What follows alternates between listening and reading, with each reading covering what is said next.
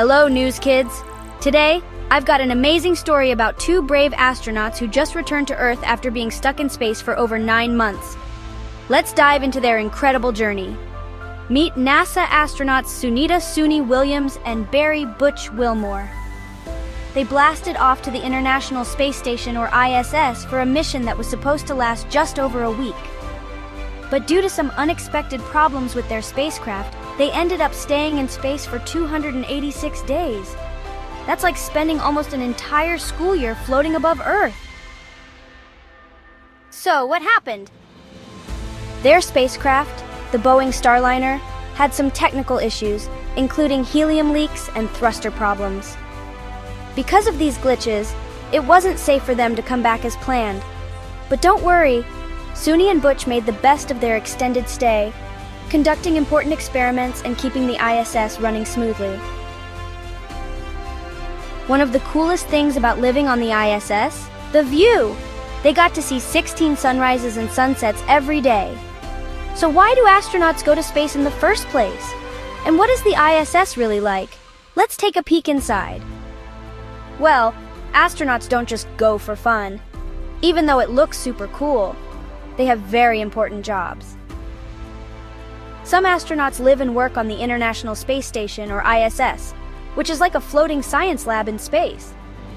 They do experiments to learn how space affects the human body, test new space technology, and even study Earth from above.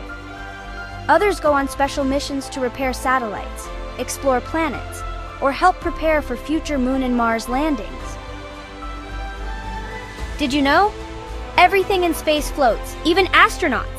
That's because there's no gravity like on Earth. That means eating, sleeping, and even exercising is a whole new challenge.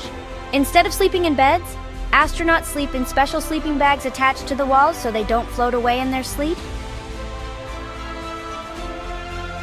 Without astronauts, we wouldn't have many of the cool space discoveries we know today.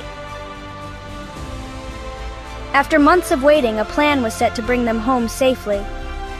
They boarded a SpaceX Crew Dragon capsule for a 17-hour journey.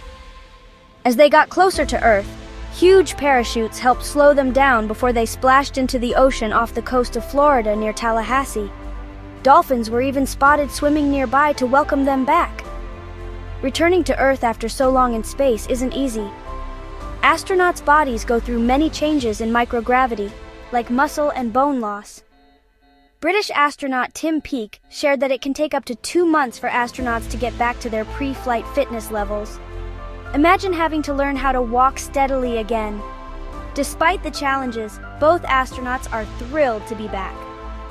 Welcome home, Suni and Butch! Your resilience and dedication inspire us all. That's all for today's special report, News Kids! If you had the chance to go to space, would you do it? What would be the first thing you'd do in zero gravity? Let us know in the comments! Remember, space is full of surprises, and our astronauts are always ready to face them. Stay curious and keep exploring.